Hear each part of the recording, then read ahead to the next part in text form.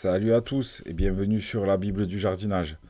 Alors aujourd'hui, on va plonger dans l'univers fascinant d'une légumineuse ancienne qui est très nutritive et facile à cultiver. C'est de la fève que je vous parle.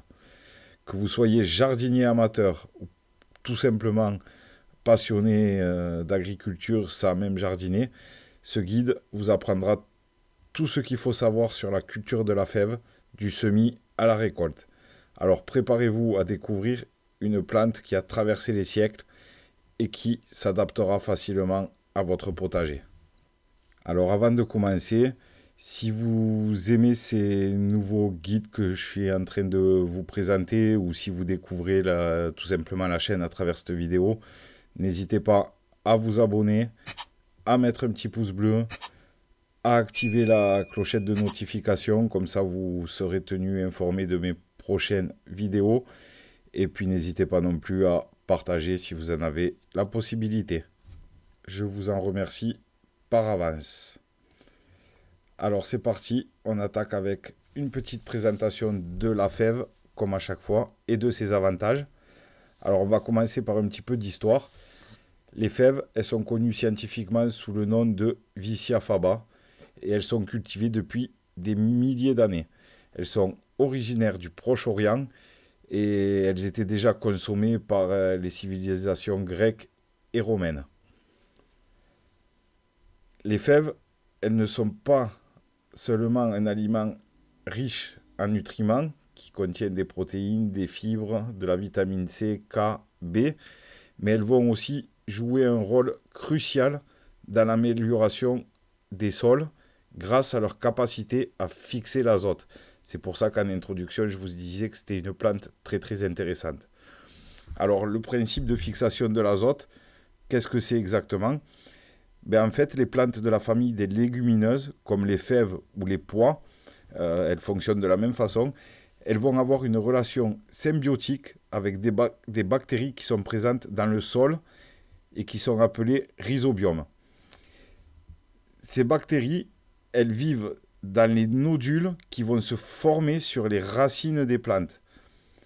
Grâce à cette collaboration, elles vont capturer l'azote de l'air, qui est normalement inutilisable par les plantes sous cette forme, et elles vont le transformer en un composé qui sera assimilable par les plantes. Cela va donc enrichir le sol en azote, en nutriments essentiels pour la croissance des plantes. Donc, en résumé, la fève, elle va agir comme un engrais naturel. Après sa culture, le sol va devenir plus fertile, ce qui va favoriser bien sûr les cultures suivantes, sans nécessité d'ajout d'engrais chimiques ou même d'engrais organiques.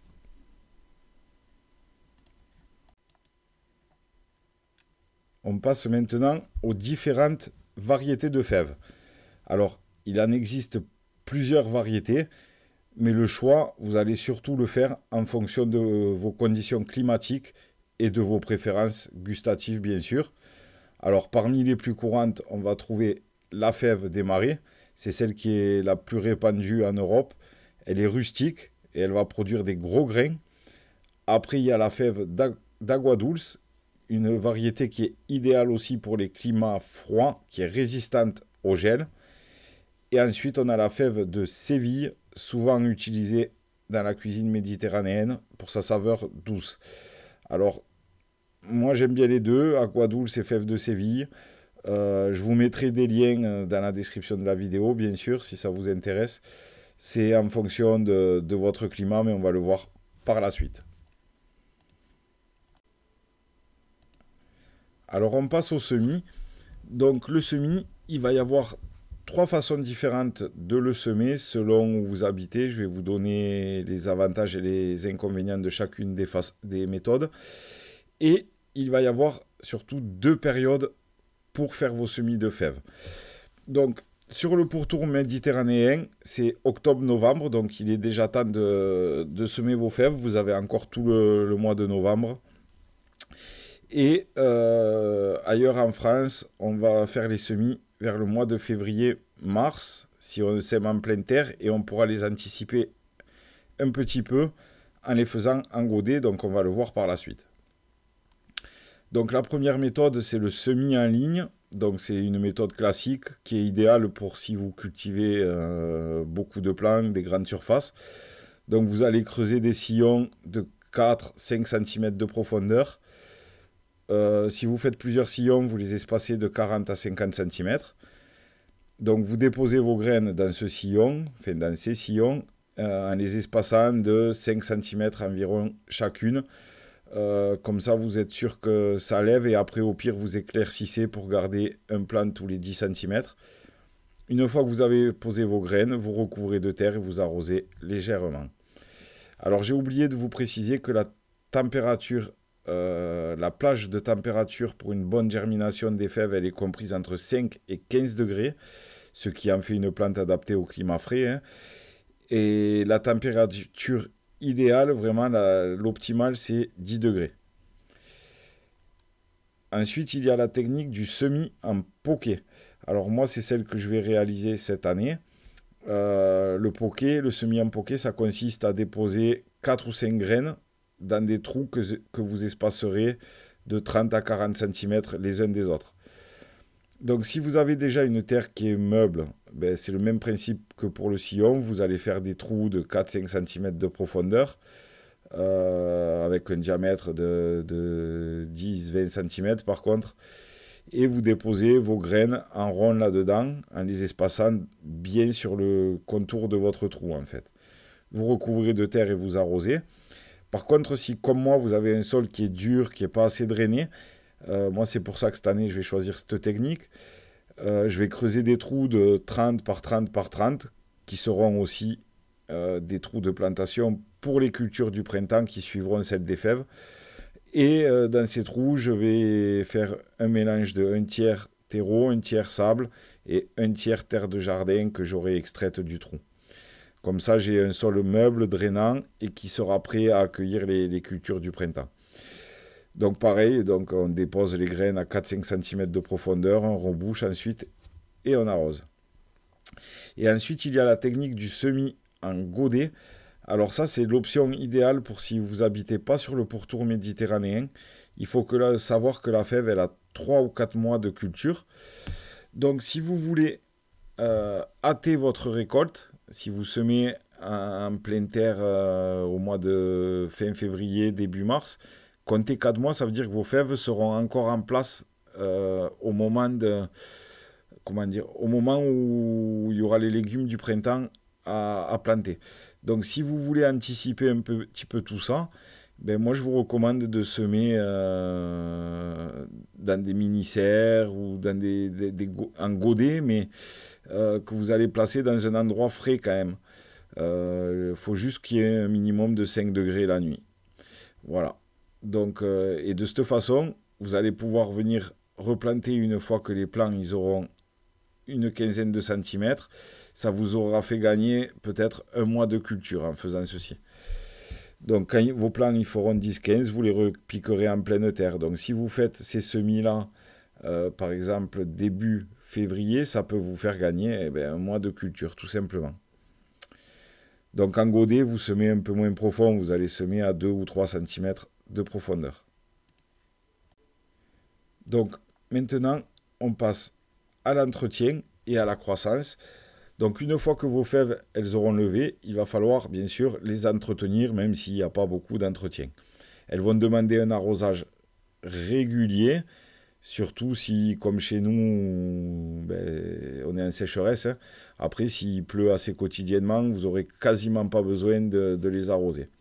Attention tout de même à ne pas détremper le sol parce qu'elles détestent les sols qui sont détrempés.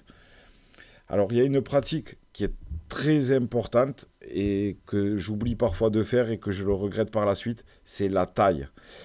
Les fèves se taillent. Donc une fois que vos plants ils auront développé 6 bouquets de fleurs, vous allez tout simplement tailler la tête principale pour stopper la croissance. Ça va avoir 2 avantages. Le premier, c'est que on sera presque à la fin de la saison, vous aurez déjà des gousses qui seront sur chaque bouquet de fleurs. quasiment, à part sur les derniers peut-être. Et du coup, ça va favoriser le grossissement de ces gousses. La plante, elle va concentrer son énergie dans le développement des gousses. Mais ça a également un autre avantage. Si vous avez déjà cultivé des fèves, vous vous êtes rendu compte qu'à la fin de la saison, elles sont infestées de pucerons. En coupant la tête principale, vous allez réduire la présence de ces pucerons parce qu'en fait, ils adorent venir coloniser les jeunes pousses. Les pucerons, ils arrivent au printemps, hein, et du coup, ils vont venir s'attaquer aux parties tendres, c'est-à-dire la tête de vos plants. Donc, on pince, après le 6e, bouquet de fleurs. Si les plants ils deviennent trop hauts, bien sûr, il va falloir également penser à les tutorer, sinon ils vont se plier sous le poids des gousses. En soit, ils ne vont pas se casser, mais ça peut être vecteur de maladie s'ils traînent par terre, et puis c'est plus embêtant pour ramasser vos fèves et les voir par la suite. Donc, on passe à la récolte. Alors, la période de récolte des fèves, eh ben, elle va varier en fonction de la saison à laquelle on a semé nos fèves. C'est ce qu'on a vu au moment du semis. Donc, pour les semis d'automne, d'octobre à novembre, on va pouvoir récolter les fèves dès le mois d'avril, mai de l'année suivante. Ces fèves elles vont profiter des températures fraîches de l'hiver et produisent souvent des récoltes précoces au printemps. Donc si vous êtes sur le pourtour méditerranéen, je vous conseille vivement de semer vos fèves maintenant. Vous allez gagner en précocité. Pour les semis de printemps, février à mars, vous allez les récolter environ entre juin et juillet. Les plants ils vont mettre 3 à 4 mois avant d'être prêts à produire des gousses bien formées. Donc c'est pour ça que si vous arrivez, si vous voulez anticiper la récolte, vous semez en godet, vraiment début février, voire même fin janvier, et vous placez ça dans une serre froide à l'extérieur. Et vous pourrez donc venir les remettre en pleine terre vers fin février, début mars, et vous aurez gagné ce petit mois que vous aurez gardé vos fèves en godet, vous l'aurez gagné sur le temps pour récolter. Dans tous les cas, la récolte elle va se faire quand les fèves, quand les gousses des fèves seront bien gonflées, mais encore tendres. On va les récolter soit à la main, en les tirant délicatement, ou alors avec un sécateur. N'attendez pas trop longtemps avant de récolter, parce que sinon les fèves elles vont devenir plus dures et surtout elles vont perdre de leur saveur. Si comme moi vous aimez les manger crus à la croque-en-sel, là, si vous les laissez trop, la peau qu'il y a sur la fève, il y a une petite peau, elle va devenir dure, donc il faudra l'enlever à chaque fois. Alors que si on les cueille quand même assez jeunes, cette peau on ne la sent même pas. On passe aux maladies et aux ravageurs qui peuvent affecter les fèves. Donc là, les fèves elles peuvent être la cible de 2 principaux problèmes. C'est les pucerons noirs et la rouille de la fève. Alors heureusement, il existe des solutions naturelles pour les traiter. En ce qui concerne les pucerons noirs, ce sont des petits insectes qui vont sucer la sève des jeunes pousses et qui vont affaiblir les plants. Donc pour les traiter, il y a 2 solutions, même 3. Il y en a une que j'ai oublié de mettre dans mon script, mais c'est pas grave. Donc il y a la pulvérisation d'eau savonneuse. Donc pour ça, on va mélanger de l'eau avec un peu de savon noir et on va pulvériser directement sur les pucerons. Ça, c'est assez efficace, ça va les éliminer sans endommager les plantes. Et il y a l'autre solution, c'est avec des insectes, des prédateurs naturels, comme les coccinelles. Et il y en a un autre que j'ai oublié, des larves. Vous mettez ça dans votre potager. Et alors, les coccinelles, elles adorent ça. C'est des prédateurs, c'est le prédateur naturel des pucerons. Donc, vous pouvez encourager leur présence en plantant des fleurs comme la capucine, à proximité des fèves, Mais vous pouvez également, c'est vrai que les coccinelles, par chez moi, j'en ai, mais c'est de plus en plus rare.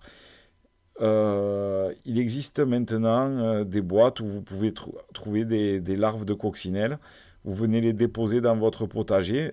À ce moment-là, si vous avez une infestation de pucerons, ou même sur des rosiers, enfin, c'est valable pour tout, hein, pour tous les végétaux où il y a des pucerons noirs, vous mettez ces larves de coccinelles sur les feuilles qui sont touchées et vous inquiétez pas, elles vont faire le travail.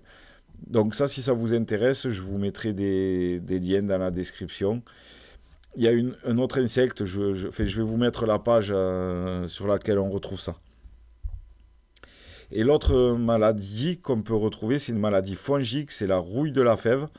Et elle va se manifester par des taches brunes, même orangées sur les feuilles. Et pareil, elle peut affaiblir la plante et réduire la production. Donc pour prévenir et traiter la rouille, donc traiter en curatif, il ne faut pas attendre que ce soit complètement tout orange, sinon ce ne sera pas possible.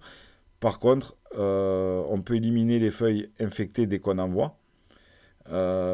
Et faire une pulvérisation de décoction de prêle. Ça, c'est une solution naturelle qui va renforcer les défenses des plantes contre les maladies fongiques. Donc ça, c'est très utile au potager, que ce soit sur les fèves ou tous les légumes, même au printemps, vous faites une petite décoction de prêle. Ça va renforcer vos plants, que ce soit tomates, courgettes, etc. Donc en utilisant ces méthodes, qui sont simples et écologiques, vous allez protéger vos fèves des ravageurs et des maladies sans nuire à l'environnement. Donc voilà, vous connaissez maintenant toutes les étapes pour réussir votre culture de fèves, que ce soit en ligne, en poké, en godet. À vous de choisir la méthode qui convient le mieux à votre jardin, à votre potager, à votre climat. Voilà, c'est terminé. Donc encore une fois, si cette vidéo vous a plu, n'oubliez pas de mettre un petit pouce bleu, de vous abonner à la chaîne, d'activer la clochette de notification, comme ça vous serez tenu informé de mes prochaines publications. N'hésitez pas non plus à mettre vos retours d'expérience, de culture dans les commentaires. Si vous avez des astuces, j'ai pas la science infuse, donc n'hésitez pas. Et pareil, il y a eu un code qui est apparu dans la vidéo. Mettez-moi-le dans les commentaires. Quand la vidéo, alors ça va prendre un petit peu de temps puisque je pense que j'ai baissé dans les algorithmes vu que j'avais pas produit grand-chose depuis longtemps. Donc ça va mettre un petit peu de temps, mais toutes mes nouvelles vidéos, dès qu'elles atteignent 1000 vues, 1000 pouces bleus, pardon, je ferai gagner des sachets de graines par tirage au sort à l'un d'entre vous qui m'aura donné le code qu'il y a dans la vidéo. Voilà, sur ce, je vous dis à très vite pour une prochaine vidéo. A plus.